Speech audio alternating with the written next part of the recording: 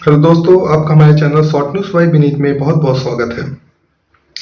दोस्तों, आज हम बात करेंगे वक्फ संशोधन अधिनियम 2025 के ऊपर माननीय सुप्रीम कोर्ट का बड़ा फैसला आया है, जिसमें कोर्ट ने कुछ मुख्य धाराओं को प्रतिबंधित कर दिया, यानी कि रोक लगा दिया। आइए दोस्तों, हम इन धाराओं पे बात करते हैं और इन धाराओं को समझते हैं और साथ ही साथ वक्फ क्या होता है और सरकार को क्या जरूरत आन पड़ी थी कि वक्फ संशोधन अधिनियम 2025 लाना पड़ा। दोस्तों, सिलसिलेवार हम इन सभी टॉपिक पे बात करेंगे। पहले हम बात कर लेते हैं माननीय सुप्रीम कोर्ट किन धाराओं पर रोक लगाई।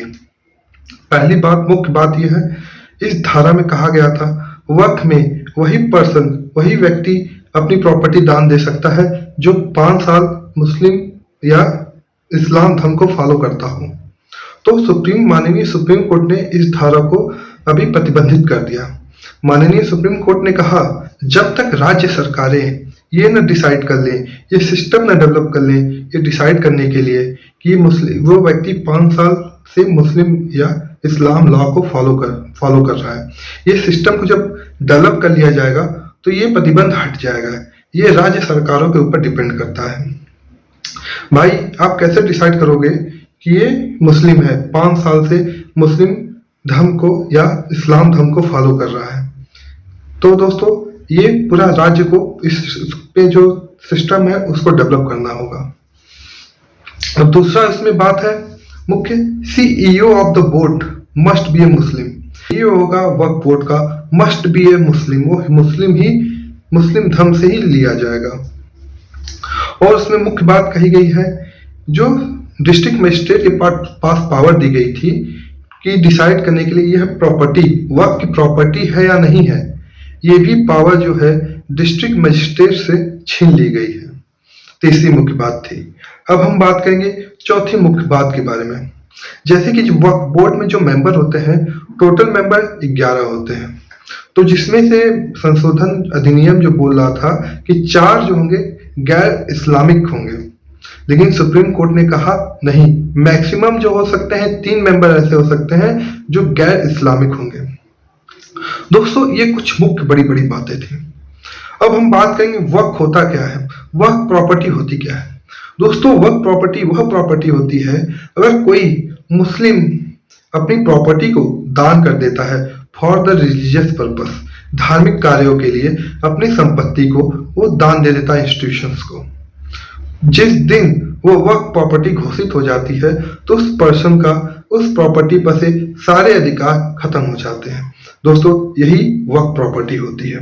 दोस्तों, उसको मैनेज करने के लिए एक वक्फ बोर्ड बनाया गया।